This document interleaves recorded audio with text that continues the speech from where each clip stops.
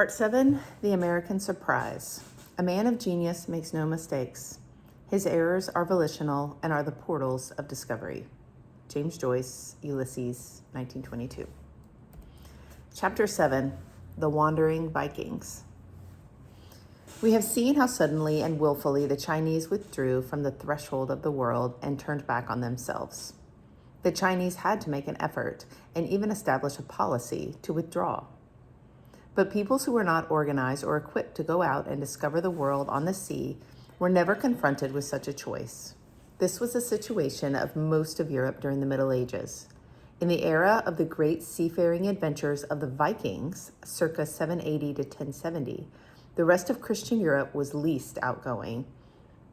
The Muslim Empire, bottling up the Mediterranean, had reached its farthest extent, from the Pyrenees across Gibraltar, all around the Maghreb in northwest Africa, and through the Middle East to the shores of the Indus River. Within Western Europe, the movements of merchants, pilgrims, invaders, and bandits were mostly land-bound.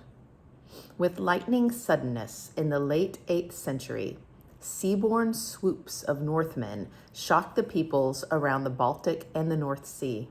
Centuries before, these Northmen of Germanic speech had settled in Europe's great northern peninsula and its surrounding islands, and were now gradually being distinguished into Danes, Swedes, and Norwegians.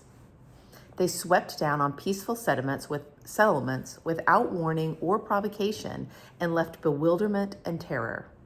Intermittent movements of Scandinavian peoples out into Europe had been going on for 1,000 years.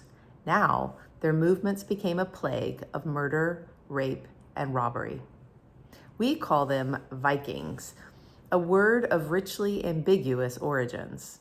In Old Norse and Icelandic, when Viking meant pirate raid or the practice of marauding for loot, Vikinger came to mean a pirate or raider. This word, in turn, is said to come from the Old Norse vik, V-I-K, which means a creek, inlet, or bay where the marauding Vikings lurked. The word is also related to wike or viking, the Old English word for camp or temporary settlement, since the Vikings lived in temporary camps while they were going about their business. This word came to mean a fighter or a soldier. Perhaps Viking is related to the word for man, the man of the town. Vike, Latin vicus, which later came to mean a seafarer or trader. And then it may be connected with the Old Norse verb vikja, to move speedily, describing them as fast movers, men who receded into the distance or took a long turn away from home.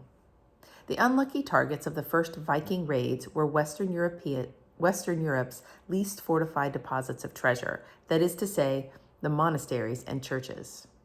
In Christian Europe, the treasures collected and deposited there needed little protection from the pious, or even the impious, local laity. Robbing a church was an especially heinous crime. Still, rulers like Charlemagne's grandfather, Charles Martel, and Ethelbald of Mercia, who would not rob a particular church, could despoil churches wholesale by expropriating their lands and diminishing clerical privileges. The sacred treasuries, which the neighboring Christian worshippers dared not violate, seemed specially reserved for heathen marauders. When the Vikings discovered this providential opportunity, they did not hesitate. Isolated monasteries were their first convenient victims. Lonely islands off the Atlantic coast of Ireland, where monks felt safe from worldly temptations, stood naked before them. Those solitary high stone towers now rising in open fields near monastery sites, which the tourist to Ireland sees today, were the monks' answer. In these chimney-like structures, reaching 150 feet in the air, they found temporary refuge. At the first word of a Viking attack, the monks clambered up a ladder to the lowest entrance, 15 feet above ground, then pulled the ladder inside. Thus they could avoid instant massacre, but of course they were not equipped for a siege. Into those towers they crammed their sacred silver vessels, croziers, and jeweled reliquaries till the marauders had gone away. But the Vikings learned to wait them out. and then demanded protection money for a promised respite. The earliest recorded Viking raid in the west attacked the defenseless land of Lindisfarne, 3 by 2 miles off the northeast corner of Northumberland. Holy Island, it was called, because there in 635, St. Aidan, a famous Irish monk, first bishop of Lindisfarne, had founded a monastery, and St. Cuthbert had retreated to a hermit cell on nearby Farne Island in 676. The miracles performed by St. Cuthbert's body made these islands a favorite destination for pilgrims. The Anglo-Saxon Chronicle records that early in 793, after ominous flashes of lightning, flying dragons, and bitter famine, in June, a storm of heathens suddenly appeared from the sea. These Norwegian Vikings pillaged church and monastery, slaughtered monks, then robbed and burned the buildings. Naturally, the attack was explained as the wrath of God for the people's sins. Why otherwise would God have allowed the desecration of St. Cuthbert's church?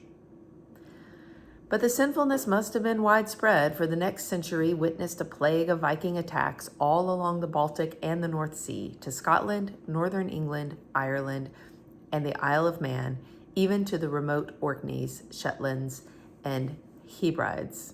For 3 centuries, Viking raiders haunted Western Europe. The bellicose Charlemagne himself felt menaced.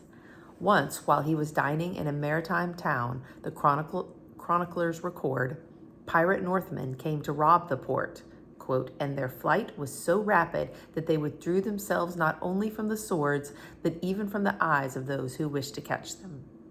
His face bathed in tears, Charlemagne remained looking out the window toward the east, whence the marauders had come. He was overwhelmed with the sorrows that he feared his posterity would suffer from these Northmen. Throughout the 9th century, the Northmen struck fear into all who lived within range of Viking ships, in the ports, up the rivers, on islands or peninsulas. By the 10th century, this plague had become so regular that the English found it prudent to institutionalize their payoff with a form of regular blackmail called danegeld. Viking raiders fully deserved their reputation for sensuality and recklessness. In 1012, for example, when they feasted with the captive Archbishop of Canterbury, whom they had carefully guarded in the hope of selling his life for a high ransom, the festivities got out of hand, and the Archbishop was pelted to death with the bones of animals eaten at the banquet. Then there was one particularly gentle Viking who was nicknamed the Children's Man, because he would not impale captive children on the point of his lance, quote, as was the custom among his companions. No wonder then that the churches of Northern and Western Europe amended their litany with the petition, "From the fury of the Northmen, good Lord, deliver us." For the hit-and-run robber, the sea was the best avenue. From the sea, he could strike his victim without warning, then carry heavy booty, make a quick getaway with least danger of pursuit. When raiders came across the land, news of their coming usually preceded them, giving victims time to hide their treasure and disappear. But the empty sea was the Vikings' advance moat. And on the sea, where the paths lay in all directions, how could the victim know where to follow? Not until the mid-8th century had the Vikings perfected their ships for piratical enterprise. It is nearly 350 years that we and our fathers have inhabited this most lovely land, the English scholar Alcuin wrote in 793, the year of the raid on Lindisfarne. And never before has such a terror appeared in Britain as we have now suffered from a pagan race, nor was it thought that such an inroad from the sea could be made. In their own homeland, the Vikings already had a long seafaring experience around the fjords of the Norwegian coast, the sandy shores of the Danish peninsula, and up the rivers of Sweden. The marine architecture of piracy came out of that experience. The beautiful ships called Nors they were making soon after 800, like the one recently unearthed at Gokstad, were wonderfully adapted to the needs of raiders. a Viking leader commanded a ship some 76 feet long from stem to stern, 17 feet broad in the beam, about 6 feet from the bottom of the keel to the gunwale amidships. The keel, more than 57 feet long, was a single oak timber, which, with other features, made the ship remarkably flexible. Clinker built of 16 stakes of varying thicknesses, she was caulked by tarred animal hair or wool. While fitted for oars as an auxiliary form of power, this was basically a sailing ship which could be tented at night to provide sleeping quarters for her crew of 35. Yet, with a full load of 10 tons, she had a draft of only 3 feet, and each additional ton of ballast increased the draft by only 1 inch. Such vessels seemed made to order for Viking raiders. The shallow draft let them go up the rivers so that instead of arriving at that deep water port where the victims might expect them, they could slip up behind on sandy shores. The steerboard, from which comes our word starboard, a side rudder fastened to the starboard quarter, was well suited to these maneuvers. When William of Normandy invaded England in 1066, as the Bayeux Tapestry shows us, his ships of classic Viking design could quickly lower their masts and speedily land their horses. Without ships so well suited for unannounced arrival and for quick departure, there might have been few Viking raids. In the 11th century, when Viking trade in bulky commodities increased, deeper ships were needed to carry heavier loads. Though no longer fit for marauding, these ships delivered corn, timber, cloth, fish, and building stone to the harbors of established centers of commerce.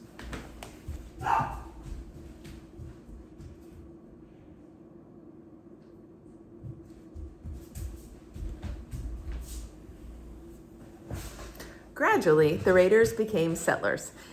Instead of returning home every fall to winter in frigid Scandinavia, they found it convenient to transform their base camps along the target coasts into villages where they remained to launch attacks again the following spring.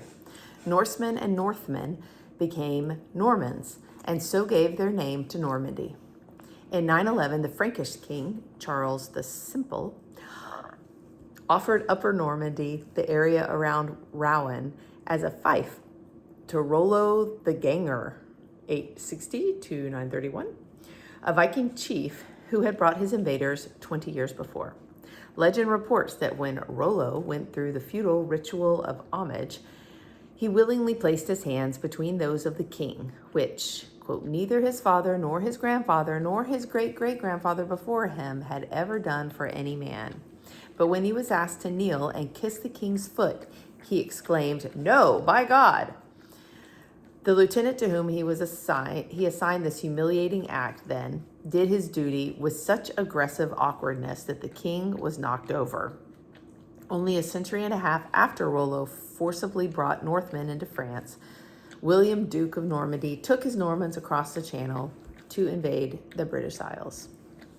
Everywhere the Normans went across Europe, they showed a genius for adapting. In France and Germany, they fitted into the feudal hierarchy. In England, they catalyzed a unifying nation. And they helped consolidate Kievan Russia by their trade along the waterways. In Sicily, they played a very different role. Finding a polyglot community of many religions, Muslims, Christians, Jews, speaking Arabic, Greek, or Italian, they became mediators.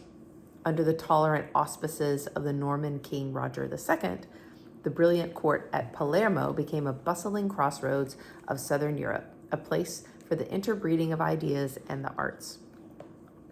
It was a Norman, Tancred, 1078 to 1112, who led the First Crusade, captured Jerusalem, celebrated in Tasso's Jerusalem Delivered, and then established still another kind of Norman kingdom in Syria. Though adept at migration, the assimilation of peoples and cementing of nations, the Normans had no talent or appetite for exploration. Viking ships were not well suited for long voyages, nor for colonizing on the far side of a broad ocean. Their cargo capacity was not enough to feed a numerous crew or passengers for weeks at sea. With a crew of about 35, the 9th century Gokstad ship had a cargo capacity of only about 10 tons. By contrast, with Columbus's Santa Maria, crew about 40, cargo capacity about 100 tons. Or the Pilgrim's Mayflower, passengers and crew about 100, cargo capacity about 180 tons. While the Viking mode of flexible construction, requiring a keel hewn from a single oak timber, set limits on length, the Viking ship of the era of the pirate raids was wonderfully seaworthy. This was demonstrated in 1893 when Captain Mangus Anderson made a 28-day passage, April 30th to May 27th, from Bergen to Newfoundland through a stormy sea in an exact replica of the Gokstad ship. To provide a keel long enough for Anderson's vessel, a Canadian oak had to be brought to Norway. While some of these Viking ships were carrying Norsemen on hit-and-run raids for the treasures of churches and monasteries, others carried Norse settlers in similar ships to search for land. These were well designed to ride the stormy North Sea to nearby islands where land could be had for the taking. The Norse had already acquired a legendary reputation as a fast-breeding people. Tradition, based on no statistics, reported that Scandinavian countries were, quote, like a mighty hive, which, by the vigor of propagation and health of climate, growing too full of people, threw out some new swarm at certain periods of time that took wing and sought out some new abode, expelling or subduing the old inhabitants and seating themselves in their rooms. Western observers were so impressed by this swarming of the Scandinavian peoples that they guessed there must be some peculiar institution, perhaps polygamy, to explain why the population grew so fast. We do know that some of their leaders were remarkably prolific. Harold Fairhair, 850 to 933, who made a strong kingdom in Norway and forced many lesser chieftains to leave the country, had 9 sons who reached manhood. His son and successor, Eric Bloodaxe, had 8 sons. It is no wonder they wanted more land. Some of these sons, with the deposed chieftains and still others, went out to settle islands of the North Sea and the neighboring Atlantic. Their colonies in the Orkneys, the Shetlands, the Faroes, the Hebrides, and Iceland became bywords of remoteness, marginalia of European history. Meanwhile, the Swedes, whose rivers and bays faced eastward into the Baltic, made their own way up and down the rivers of Russia, the Dvina, the Dnieper, the Volga, trading with Muslims and dominating the life of Kiev and Novgorod. The word Russia itself seems to derive from the Old Norse Rothsmen, meaning seafarers, from Rother to row. From our later perspective, we too easily forget that it was not only the silks and spices and gems of the Orient and the tropics which nourished worldwide trade. The Muslims traded for the slaves whom the Swedes captured in the forests of northern Russia. Some of the special products of the Arctic North, including walrus tusks, then still the main source of ivory in Europe, and furs, were much in demand by southern and eastern traders. For 700 years, from the time of Emperor Constantine to the Crusades, the Scandinavians were the chief agents of European expansion toward the south, toward the east, and toward the west.